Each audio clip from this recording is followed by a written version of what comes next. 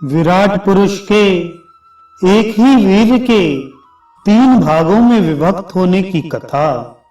श्री सुखदेव जी कहते हैं, जब पूर्वोक्त विराट पुरुष ब्रह्मांड को फोड़कर निकला, तब वह अपने रहने का स्थान ढूंढने लगा और स्थान की इच्छा से उस शुद्ध संकल्प पुरुष ने अत्यंत पवित्र जल की सृष्टि की।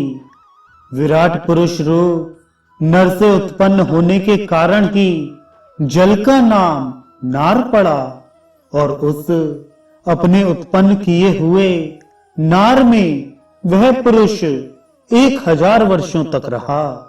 इसी से उसका नाम नारायण हुआ। उन नारायण भगवान की कृपा से ही द्रव्य, कर्म, काल, स्वभाव और जीव आदि की सत्ता है। उनके उपेक्षा कर देने पर और किसी का अस्तित्व नहीं रहता। उन अद्वितीय भगवान नारायण ने योग निद्रा से जगकर अनेक होने की इच्छा की।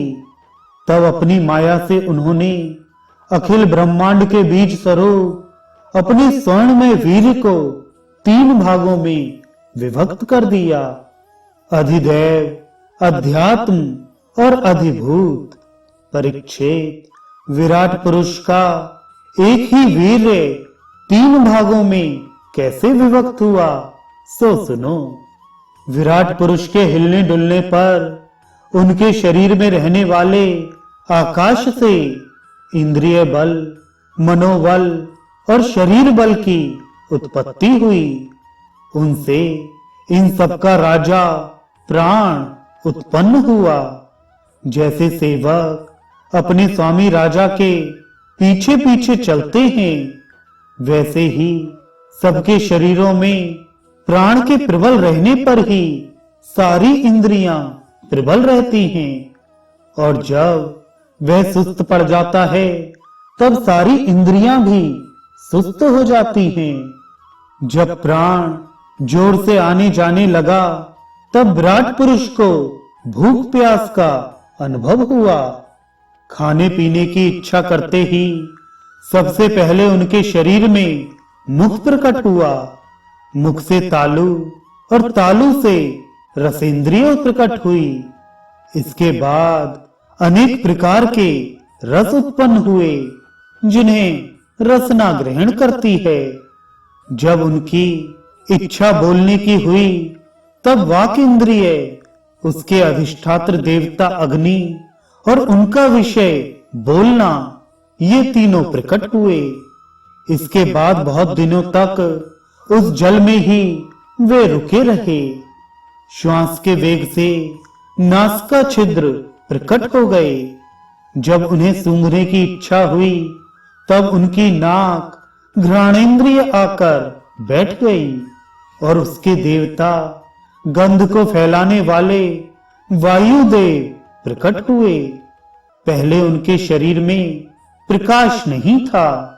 फिर जब उन्हें अपने को तथा दूसरी वस्तुओं को देखने की इच्छा हुई, तब नेत्रों के छिद्र, उनका अधिष्ठाता सूर्य और नेत्रेंद्रिय प्रकट हो गए। इन्हीं से रूप का ग्रहण होने लगा। जब वेद रूप ऋषि विराट पुरुष को स्तुतियों के द्वारा जगाने लगे, तब उन्हें सुनने की इच्छा हुई। उसी समय कान, उनके अधिष्ठात्र देवता दिशाएं और श्रोतेंद्रिय प्रकट हुई।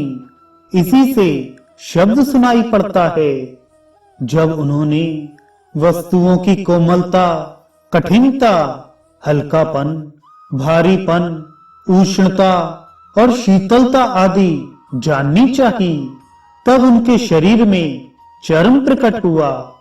पृथ्वी में जैसे वृक्ष निकल आते हैं, उसी प्रकार उस चर्म में रोए पैदा हुए और उसके भीतर बाहर रहने वाला वायु भी प्रकट हो गया। स्पर्श ग्रहण करने वाली त्वचा इंद्रिय भी साथ ही साथ शरीर में चारों ओर लिपट गई और उससे उन्हें स्पर्श का अनुभव होने लगा। जब उन्हें अनेकों प्रकार के कर्म करने की इच्छा हुई, तब उनके हाथ उगाए। उन हाथों में ग्रहण करने की शक्ति हस्तेंद्रिय तथा उनके अधिदेवता इंद्र प्रकट हुए, और दोनों के आश्रय से होने वाला ग्रहण रूप कर्म भी प्रकट हो गया। जब उन्हें अभीष्ट स्थान पर जाने की इच्छा हुई, तब उनके शरीर में पैर उगाए। चरणों के साथ ही चरण इंद्रिय के अधिष्ठाता रूप में वहां स्वयं यज्ञ पुरुष भगवान विष्णु स्थित हो गए, और उन्हीं में चलना रूप कर्म प्रकट हुआ। मनुष्य इसी चरणेन्द्रिय से चलकर यज्ञ सामग्री एकत्र करते हैं। संतान, रति और स्वर्ग भोग की कामना होने पर विराट पुरुष के शरीर में लिंग की उत्पत्ति हुई। उसमें उपस्थेंद्रिय और प्रजापति देवता तथा इन दोनों के आश्रय रहने वाले काम सुख का आविर्भाव हुआ। जब उन्हें मल त्याग की इच्छा हुई, तब गुदा द्वार प्रकट हुआ। तत्पश्चात उसमें पायु इंद्रिय और मित्र देवता उत्पन्न हुए। इन्हीं दोनों के द्वारा मल त्याग की क्रिया संपन्न होती है।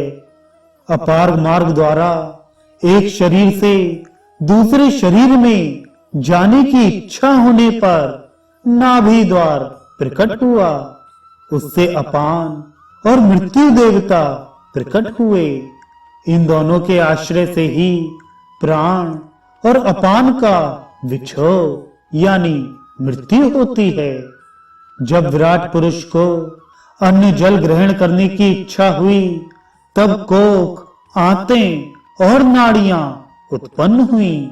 साथ ही कुक्षी के देवता समुद्र, नाड़ियों के देवता नदियां एवं तुष्टि और पुष्टि, ये दोनों उनके आश्रित विषय उत्पन्न हुए। जब उन्होंने अपनी माया पर विचार करना चाहा, तब हृदय की उत्पत्ति हुई। उससे मन रूप इंद्रिय और मन से उसका देवता चंद्रमा तथा विषय कामना और संकल्प प्रकट हुए। विराट पुरुष के शरीर में पृथ्वी, जल और तेज से 7 धातुएं प्रकट हुईं। त्वचा, चर्म, मांस, रुधिर, मेद, मज्जा और अस्थि। इसी प्रकार आकाश, जल और वायु से प्राणों की उत्पत्ति हुई। श्रोत्रादि सब इंद्रियां शब्दादि विषयों को ग्रहण करने वाली हैं। वे विषय अहंकार से उत्पन्न हुए हैं। मन सब विकारों का उत्पत्ति स्थान है, और बुद्धि समस्त पदार्थों का बोध कराने वाली है। मैंने भगवान के इस स्थूल रूप का वर्णन तुम्हें सुनाया। यह बाहर की ओर से पृथ्वी, जल, तेज, वायु, आकाश, अहंकार, महतत्व और प्रकृति, इन 8 आवरणों से घिरा हुआ है। इससे परे भगवान का अत्यंत सूक्ष्म रूप है। वह अव्यक्त, निर्विशेष, आदि, मध्य और अंत से रहित एवं नित्य है। वाणी और मन की वहां तक पहुंच नहीं है।